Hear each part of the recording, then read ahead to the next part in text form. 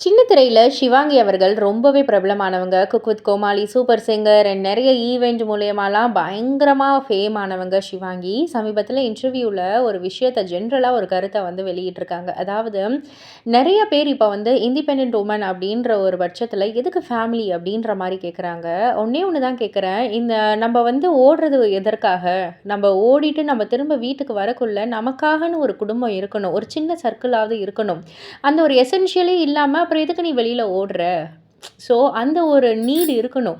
நம்ப யாருக்காவது வந்து அவங்களுடைய ஸ்டைல்ல சொன்னாங்க. "அப்புறம் நீ யாருக்கு தோசை வாங்கி தருவ? நீ யாருக்கு உன்னுடைய இத வந்து காமிப்ப? ஷேர் பண்ணிப்ப?" ஸோ, அது கண்டிப்பா இருக்கணும். இண்டிபெண்டன்ட் அப்படின்றது வந்துட்டு, நம்ப தனியா இருக்கணும் அப்படின்றது வந்து கிடையாது. அ நெறைய பேர் கேட்குறாங்க, கெரியர்ல ஃபோக்கஸ் பண்ணாம ஏன் எப்ப பார்த்தாலும் வந்து லவ், ஃபேமிலி இந்த மாரி வந்து பேசிட்டு இருக்கன்னு சொல்லிட்டு. அதெல்லாம் எசென்ஷியல் தானே! கண்டிப்பா அதெல்லாம் தேவையானது தானே! அப்டின்ற மாரி அவங்க ஒரு கருத்த தான் வெளியிட்டிருக்காங்க.